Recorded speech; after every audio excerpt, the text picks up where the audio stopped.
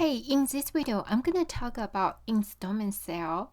This is related gift tax, estate tax, estate income tax, personal income tax. So this is an example. I actually have this example in my installment sale video. So what is this example is, say Megan. So she basically has a land, $500,000 market value. Then she bought it with $300,000. So she will have $200,000 capital gain on this land.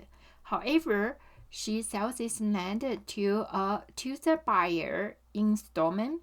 The buyer would pay her the down payment is $100,000.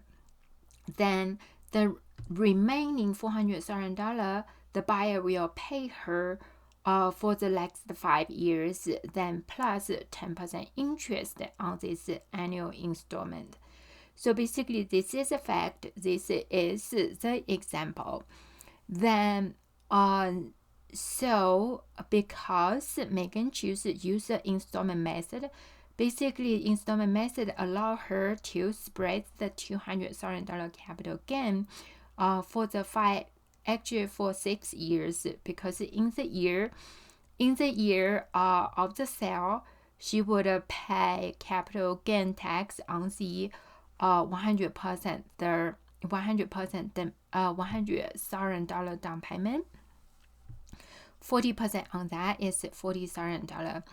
So then the year 2, she would pay 40% of this principal amount is the included in the capital gain, right? Pay capital gain tax on it. Then the rest is the each year of the interest rate. So she gonna pay interest income tax on it.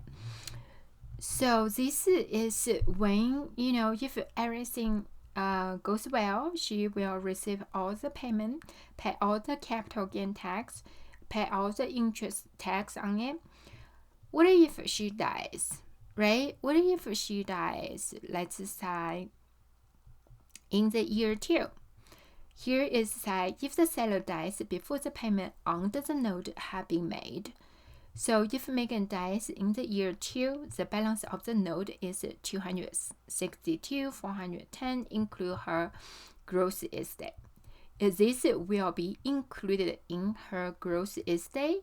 So if she has enough gross estate, will be subject to estate tax, right? So the remaining capital gain. So she didn't pay the capital gain tax on it.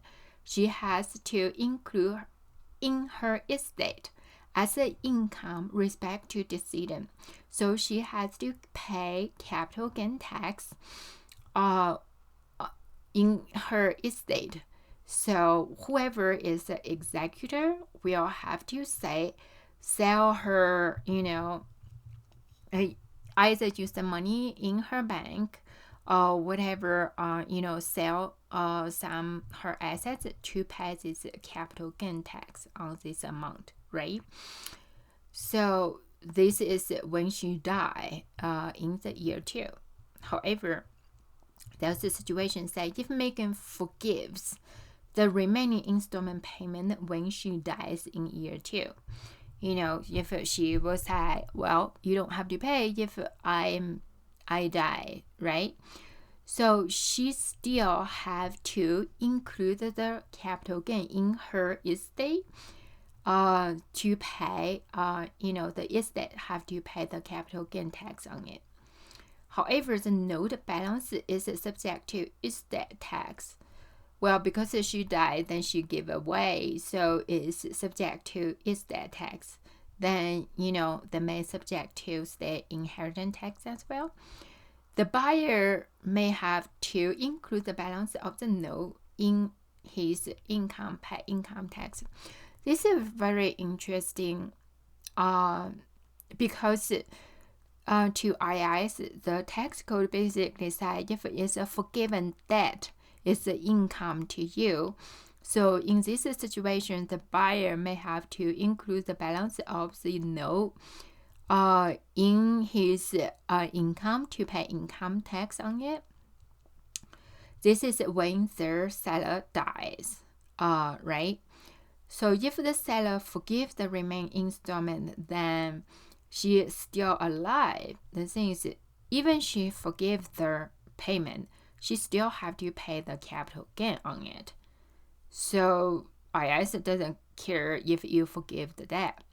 So you have to pay capital gain tax on this remaining amount. Then the balance of the note actually is subject to gift tax, but you do qualify for the gift annual exclusion $15,000. The buyer may have to include this balance to his income, then pay income tax on it. Then we talk about the self-canceling installment note, SCIN. So basically what it is, this is that when the installment note contain provisions that purchaser obligation to pay the note will cancel at the seller's death. So those installment note, so basically say, well, the seller will forgive it when seller dies, right? This is said because such a cancellation provision will likely to reduce the present value of expected payment. So the purchaser,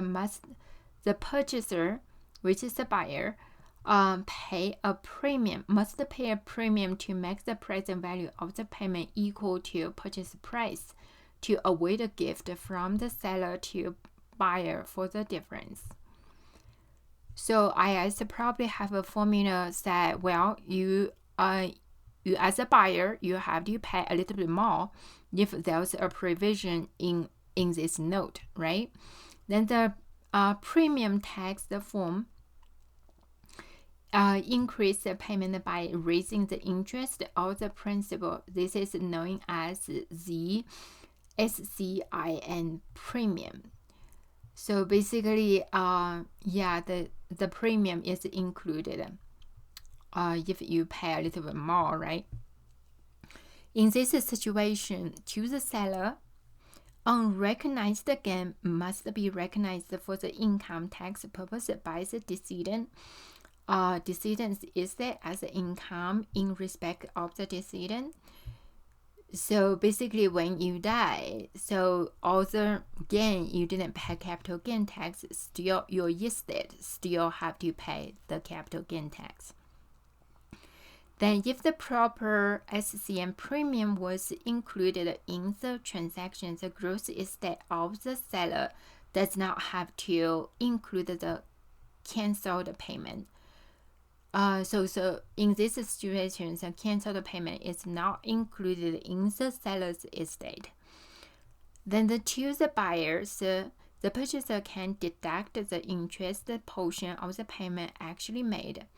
If the property purchase is business investment property, and personal residence. Why people use this self-canceling installment note?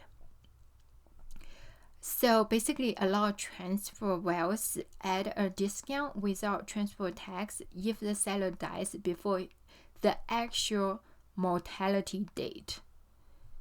So this sale technique is often used in a situation where the seller is likely to die before the actual mortality date, need to receive the installment payment prior to death, and wants the property in question to go to the purchaser at the seller's death.